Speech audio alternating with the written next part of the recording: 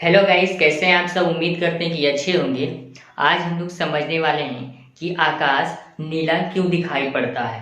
क्या सच में आकाश नीला होता है या फिर हमें भ्रम होता है कि आकाश नीला है। तो चलिए इसके बारे में विस्तार से समझते हैं। मान लीजिए ये हमारा क्या है, सूर्य है। ये हमारा सूर्य है, ठीक है। और ये हमारी पृथ्वी है। ये हमारी पृथ्वी है। और हम जानते हैं कि पृथ्वी के चारों तरफ हवा है, जिसे हम लोग वायुमंडल कहते हैं। पृथ्वी के चारों तरफ क्या है, हवा है, जिसे हम लोग क्या कहते हैं, वायुमंडल। वायुमंडल, ठीक है। पृथ्वी के चारों तरफ क्या है, वायुमंडल है। इस वायुमंडल में अनेक प्रकार के छोटे छोटे धूल के कण, कुछ पानी के बूंदे और अन्य प्रकार की गैसें तैर रही होती हैं, या यूं कहें उड़ रही होती हैं।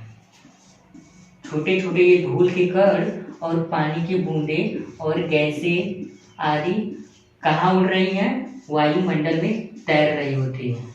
तो आपके दिमाग में ये क्वेश्चन जरूर आ रहा होगा कि ये हमें दिखाई क्यों नहीं पड़ते हैं, ठीक है।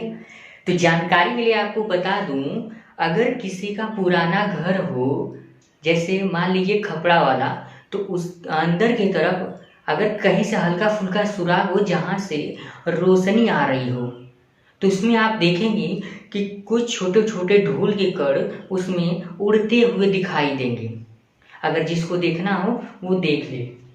तो जो धूल के कण और पानी की बूंदें हैं, ये कहाँ तैर रही होती हैं, वायुमंडल में।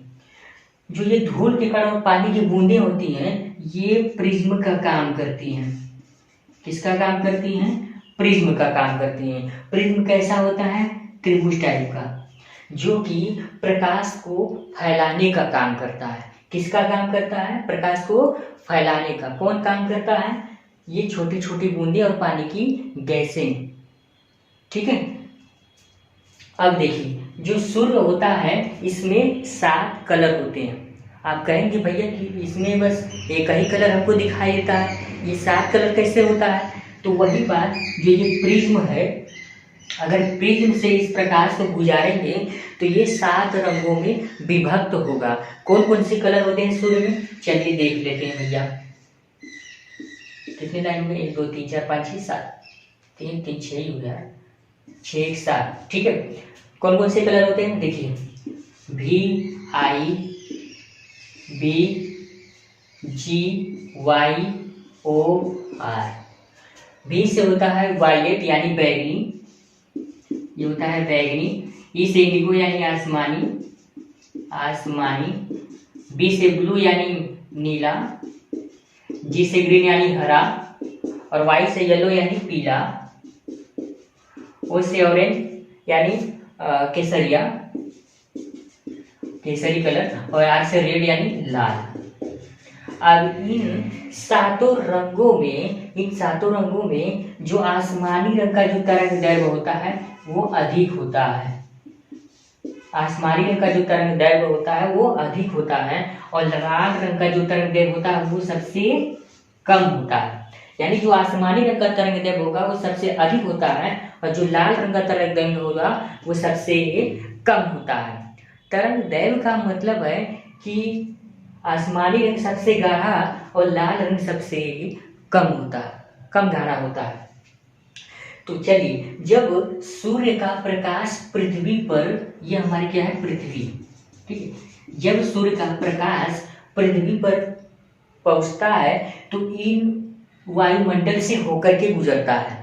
जब सूर्य का प्रकाश पृथ्वी पर पहुंचना होता है तो इस वायुमंडल से होकर के गुजरता है।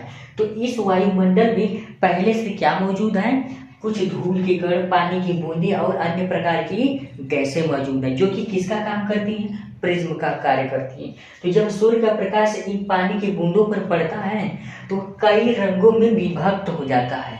कई रंगों से अभिप्राय है 7 रंगों में विभक्त हो जाता है, लेकिन आसमानी रंग का जो तरंगदैर्घ्य वो सबसे अधिक होता है, जिसके कारण बाकी सभी रंगों को ये धूल के कण अपने अंदर समावेशित कर लेती हैं और आसमानी रंग को अब समावेशित नहीं कर पाती हैं और ये चारों दिशाओं में फैला देती हैं।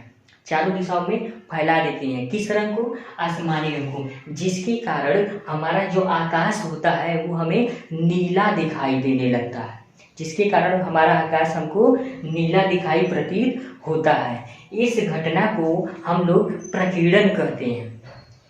यही कारण है कि जब सूर्य का प्रकाश रात के समय में नहीं होता है तो हमको आकाश काला दिखाई देता है।